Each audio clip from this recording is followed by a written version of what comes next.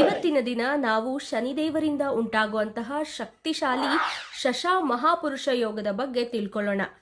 ಶನಿ ತನ್ನದೇ ಆದ ಮನೆಗಳಾದ ಮಕರ, ಕುಂಭ ಅಥವಾ ಉಚ್ಚನಾಗಿ ಇರುವಂತಹ ತುಲಾ ರಾಶಿಗಳಲ್ಲಿ ಇದ್ದು, ಅದು ಲಗ್ನದಿಂದ ಅಥವಾ ಚಂದ್ರನಿಂದ ಕೇಂದ್ರ ಸ್ಥಾನಗಳಲ್ಲಿ ಅಂದ್ರೆ 1, 4, 7, 10 ಈ ಮನೆಗಳಲ್ಲಿ ಬಂದಾಗ ಶಶ ಮಹಾಪುರುಷ ಯೋಗ ಉಂಟಾಗತ್ತೆ. ಈ ಯೋಗ ಇರುವಂತಹ ಜನರು ತುಂಬಾ ಕಷ್ಟಪಟ್ಟು ಕೆಲಸ ಮಾಡುವಂತವರಾಗಿರ್ತಾರೆ. ಇವ್ರಿಗೆ ದೀರ್ಘಾಯುಷ್ಯ ಕೂಡ ಇರುತ್ತೆ. ಹಾಗೆ ಸಮಾಜದಲ್ಲಿ ಹೆಸರನ್ನ ಗಳಿಸ್ತಾರೆ, ಜೊತೆಗೆ ಅಧಿಕಾರ ಕೂಡ ಗಳಿಸ್ತಾರೆ.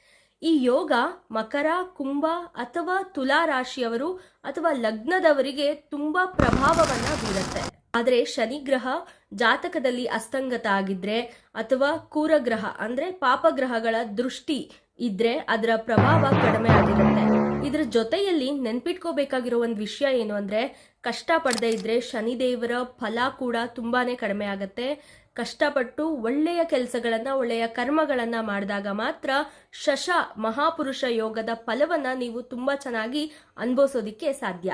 ಇನ್ನ ಈ ಯೋಗ ನಿಮ್ಮ ಜಾತಕದಲ್ಲಿ ಇದೆಯೋ ಇಲ್ವೋ ಚೆಕ್ ಮಾಡ್ಕೊಳ್ಳಿ.